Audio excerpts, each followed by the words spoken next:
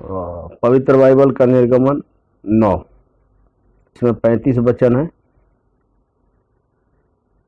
फिर यहोवा ने मूसा से कहा, फिरौन के पास जाकर कह कि इब्राहियों का परमेश्वर यहोवा तुझसे इस प्रकार कहता है कि मेरी प्रजा के लोगों को जाने दे कि मेरी उपासना करे, और यदि तू उन्हें जाने न दे और अब भी पकड़े रहे तो सुन, तेरे जो घोड़े, गधे, ऊंट, गाय, बैल, भेड़, बकरी आदि पशु मैदान में हैं, उन पर यहोवा का हाथ ऐसा पड़ेगा कि बहुत भारी मरी होगी।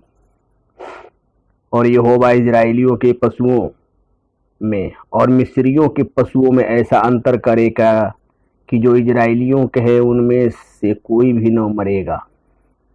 फिर यहोवा ने यह कहकर एक समय ठहराया कि मैं यह काम इस देश में कल करूंगा। दूसरे दिन यहोवा ने ऐसा ही किया, और मिस्र के तो सब पशु मर गए, परंतु इस्राएलियों का एक भी पशु न मरा। और फिरौन ने लोगों को भेजा, पर इस्राएलियों के पशुओं में से एक भी नहीं मरा था। तो भी फिरौन का मन सुन्न हो गया और उसने लोगों को जाने न दिया। फिर यहोवा ने मूसा और हारून से कहा कि तुम दोनों भट्ठी में से एक मुट्ठी राख ले लो, और मूसा उसे फिरौन के सामने आकाश की ओर उड़ा दे। तब वह सूक्ष्म धूल होकर सारे मिस्र देश में मनुष्यों और पशुओं दोनों पर फफोले और फोड़े बन जाएगी। सो वे भट्ठी में की राख लेकर फिरौन के सामने खड़े हुए, और मूसा ने उसे आकाश की ओर उड़ा दिया, और वह मनुष्यों और पशुओं दोनों पर फफोले और फोड़े बन गई।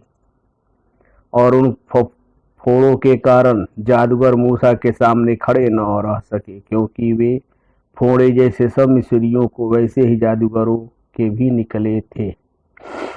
तब यहोवा ने फिरौन के मन को कठोर कर दिया, और जैसा यहोवा ने मूसा से कहा था उसने उसकी न सुनी। फिर यहोवा ने मूसा से कहा, बिहान को तड़के उठकर फिरौन के सामने खड़ा हो, और उससे कह, इब्रियों का परमेश्वर यहोवा इस प्रकार कहता है कि मेरी प्रजा के लोगों को जाने दे कि वे मेरी उपासना करें, नहीं तो अब की बार मैं तुझ पर और तेरे कर्मचारियों और तेरी प्रजा पर सब प्रकार की विपत्तियां डालूंगा, जिससे तू जान लेगा कि सारी पृथ्वी पर मेरे तुल्य कोई दूसरा नहीं है। मैंने तो अभी हाथ बढ़ाकर तुझे और तेरी प्रजा को मरी से मारा होता, और तू पृथ्वी पर से सत्यानाश हो गया होता। परंतु सचमुच मैंने इसी कारण तुझे बनाए रखा है कि तुझे अपना सामर्थ्य दिखाऊं और अपना नाम सारी पृथ्वी पर प्रसिद्ध करूं। क्या तू अब भी मेरी प्रजा के सामने अपने आप को बड़ा समझता है और उन्हें जाने नहीं देता? सुन, कल मैं इसी समय ऐसे भारी भारी ओले बरसाऊंगा कि जिनके तुल्य मिस्र की नेव पड़ने के दिन से लेकर अब तक कभी नहीं पड़े। सो अब लोगों को भेज कर अपने पशुओं को अपने मैदान में जो कुछ तेरा है सबको फुर्ती से आड़ में छिपा ले, नहीं तो जिसे मनुष्य व पशु मैदान में रहे और घर में इकट्ठे न किए जाए, उन पर ओले गिरेंगे और वे मर जाएंगे।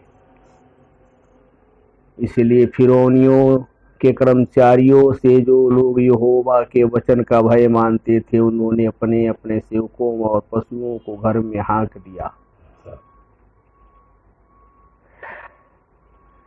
और जिन्होंने यहोवा के वचन पर मन न लगाया, उन्होंने अपने सेवकों और पशुओं को मैदान में रहने दिया। तब यहोवा ने मूसा से कहा, अपना हाथ आकाश की ओर बढ़ा कि सारे मिस्र देश के मनुष्यों और पशुओं और खेतों की सारी उपज पर ओले गिरे। तब मूसा ने अपनी लाठी को आकाश की ओर उठाया, और यहोवा मेघ गरजाने और ओले बरसाने लगा, और आग पृथ्वी तक आती रही। इस प्रकार यहोवा ने मिस्र देश पर ओले बरसाए। जो ओले गिरते थे उनके साथ आग भी मिली हुई थी, और ओले इतने भारी थे कि जब से मिस्र देश बसा था तब से मिस्र भर में ऐसी ओले कभी न गिरे थे। इसलिए मिस्र भर के खेतों के में क्या मनुष्य क्या पशु जितने थे सब ओले से मारे गए, और ओलों से खेत की सारी उपज नष्ट हो गई और मैदान के सब वृक्ष टूट गए। केवल गोशेन देश में जहाँ इस्राएली बसते थे ओले नहीं गिरे। तब फिरौन ने मूसा और हारून को बुलवा भेजा और उनसे कहा कि इस बार मैंने पाप किया है, यहोवा धर्मी है और मैं और मेरी प्रजा अधर्मी है।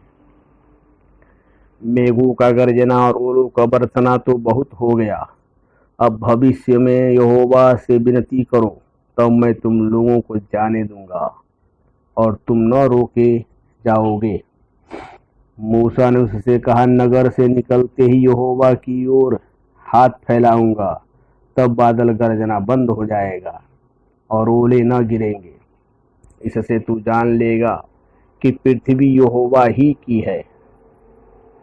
तो भी मैं जानता हूँ कि न तो तू और न तेरे कर्मचारी यहोवा परमेश्वर का भय मानेंगे।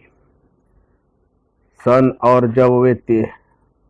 जब तो ओले से मारे गए, क्योंकि जब की बातें निकल चुकी थी और सन में फूल लगे हुए थे। पर गेहूं और कठिया गेहूं जो बड़े न थे, इस कारण वे मारे न गए।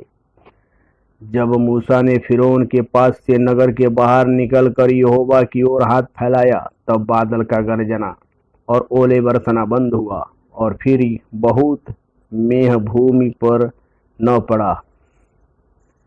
यह देखकर कि मेह और ओलों के और बादल का गरजना बंद हो गया, फिरौन ने अपने कर्मचारियों समेत अपने मन को कठोर करके पाप किया, और फिरौन का मन हठीला होता गया और उसने इस्राएलियों को जाने न दिया, जैसा कि यहोवा ने मूसा के द्वारा कहलवाया था।